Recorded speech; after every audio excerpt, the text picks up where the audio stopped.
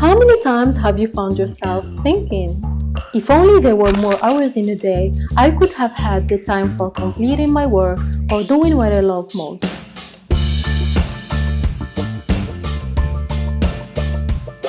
Salam, merhaba, hello, and welcome to my channel. Today, I want to share with you 3 hard facts about time management I personally learned from my 15 years of work as a civil engineer, project manager, entrepreneur, and a leadership trainer. So let's dive in.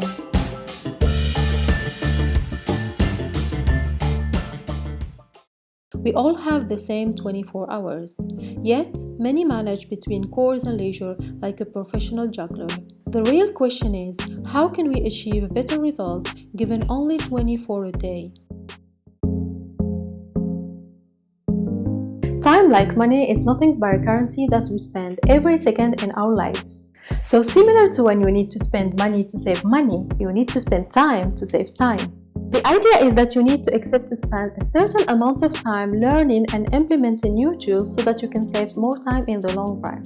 So make the decision now to invest your time as the first step towards a better time management. Maybe your idea of time management is about to-do lists and perfect charts and calendars, assuming that we are equally effective throughout the day.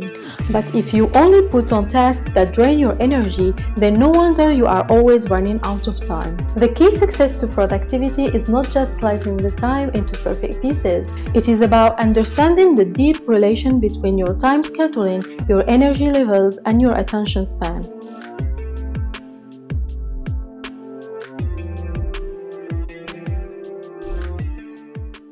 Speaking about energy and attention, I would like to share with you a concept that I love and I always share in my leadership and management workshops. We all face challenges at work.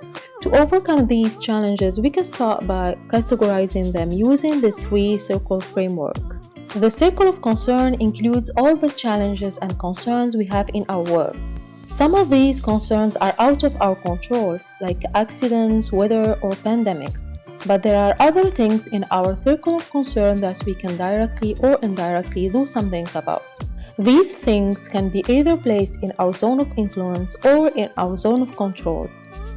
So we can choose whether to focus our energy and attention on concerns we cannot control and risk increasing our stress and falling into the space of accusing, blaming, and victimization.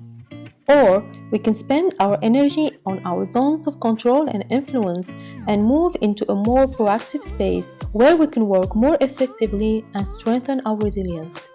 So if you manage to make small changes with what is already under your control, you deserve a pat on the back.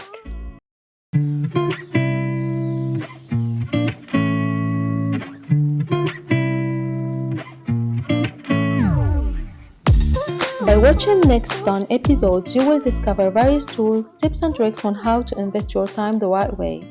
Whether it is by learning a new skill, planning your work and prioritizing your activities, eliminating unproductive tasks or delegating them to the right people. And do not forget about automating.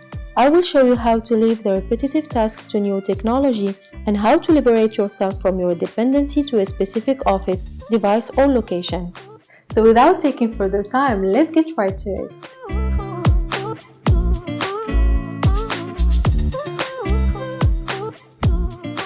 Thank you for watching. Shukran.